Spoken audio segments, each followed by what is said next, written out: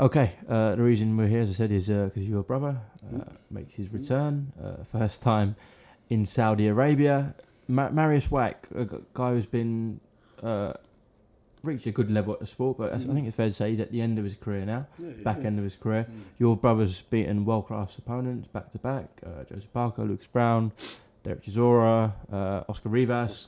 What did he gain out of fighting Marius Whyte? Do you know what? It's one of them ones I feel Dillian deserves a kind of easier fight. It's not easy. No fight's easy. Yeah, it's not easy, to be honest with you, because, like you say, there's vast experience But compared to his previous opponent, yeah, if you're looking at what he's done, he deserves a little run out.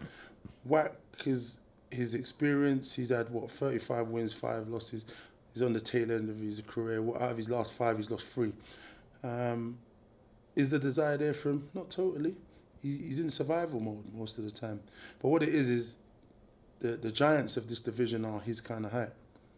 Deontay Wilder, Anthony Joshua, Tyson Fury. So, in terms of looking at opponents, we pick someone who's, potentially he could be fighting down the line, the likes of Wilder in 2021, and then whoever he fights next year, he really wants to be fighting people of that stature who is going to be in there thinking, but they're not going to have the power as Deontay Wilder, but you're going to be able to slip and think and work and stuff, just like Tyson Fury has been doing, fighting Otto Wallin and Swartz and those kind of guys. So, you got to try and find the right guys, but it's good, and you can't, to be honest, you can't ask for a better card, you know what I mean, to go on Saudi Arabia, one of the biggest fights in history. You're talking, we've got to go back to the Thriller in Manila, Fraser and Ali in Tanzania. This is somewhat of a resemblance to this kind of thing, the magnitude of the fight. So when you're talking about it, it's a history-defining fight for Andy Ruiz and Joshua. And then to be on a card, Dill might be chief support, they're saying, or maybe just under that. So it's great for him, I think, great exposure to be part of this. And, if they're going to continue doing stuff, at least he's showcased his skill, they get to see him out here, and then they might want to do some stuff with him also, It is history out here, as you said, the Thriller in Manila, the Rumble in the Jungle with Ali and Foreman. These are the biggest fights ever in boxing history. When we look back at the most high-profile fights, Ali Foreman, Ali Frazier, exactly, are 2 of them. All of those kind of fights is, they went down in history, those kind of fights. Now, this will equally go down also, in the same lane as those kind of fights, Been speaking to, I just spoke to Tom Little outside, who's sparred your brother recently and Anthony, and he just straight up said that if your brother and Anthony had a rematch right now, say they were fighting on Saturday, that your brother wins. Any thoughts on that? No, do you know what? We did an interview with Tom Little. He come on my podcast the other day, and he kind of said the same thing. Dill's very, very strong, and he's since when you're talking about 5 years ago, it is 5 years ago now, actually, virtually. 2015. What a fight at the O2 that was as well. Yeah, it was an amazing fight, but that was a fight that was too early. But it was the defining fight that had put Dillian Whyte on the map in terms of people, the media, the attention it garnered because of the animosity between them, talking about who stole the pants and what pants, the purple blazer. There was so much factors in this, that was defining in that, and then obviously he became a fan's favourite because of the effort he put in. But looking at him now, the experience he's gone, he's went to Loughborough, he's become a different beast, he's stronger, he's punching stronger, his shoulders coming back, he just adding and improving, and I think a lot of these guys have a lot more experience. Dillian only had 7 amateur fights, he had obviously kickboxing fights, people talk about that can make you tougher and durable, but it's not boxing, it's totally different. What kickboxers do you really know get to this elite level of boxing? There's very few. If there's a handful, you'd be lucky to try and name them. So when people say that, you shouldn't take much into that, because there's guys who cross over and no one bats an eyelid about them, and they get their ass smoked. So this is hard work and desire, and him being a tough guy and having a great team, they've managed to pull it off, and him going out there and proving time and time again.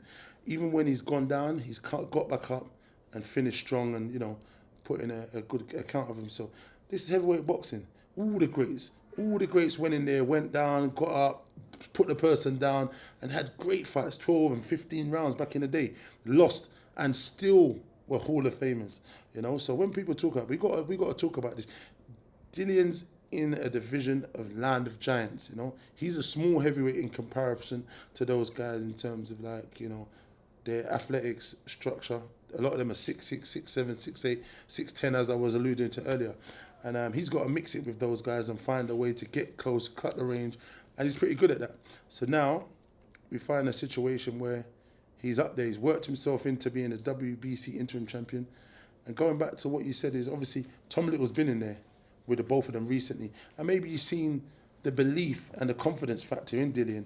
And then obviously we understand Joshua maybe not having that because he's come off a career devastating loss, lost his titles, and he's mentally at the stage possibly where he was sparring. Maybe he wasn't mentally in a great place at that time, but he could be in a better place now. I hope he is, and I hope he's focused, and I hope he's at a great camp. I really, really want him to win. I want him to do it for the UK boys. Like I said, he always gives me respect, and anytime I talk about him, I give him the same respect, and I just feel I want him to win for the UK, for the lads, and I just want it to be a merry-go-round with Dillian, Tyson Fury. I'm a big fan of his also. The Mad Gypsy King. No, I do. I really like him. Listen, he's a madman. Skills, pays the bills. He does his thing. The WWE shit he's done. You know, all of these boys just going around. You know what I mean? We need to give them more credit because it's hard what they've done, and you know they've come from nothing. The same out there, you know, on the pavement, and they've come and they've done a great, and they've given us fans watching great nights to go and tune in to watch them and be behind them and cheering. Look, Joshua's brought it here, Saudi. 80 mil, whatever. You know what I mean? Deals gave us great nights at the O2. Fury was here, Saudi, WWE, smoking, strong or whatever you lot want to call this. Del Boy's had a good stint as well, still going. Even Del Boy, even knowing I give him a bit of ag. Do you know what it is I find with him is, with me, I'm always going to have my bros back, you get me? So it's like, certain things is like, he brings out the worst in me possibly. So sometimes I feel like I want to have a go at him. He's a tough dude. Credit to him, he's made an amazing career. I'm not a boxer.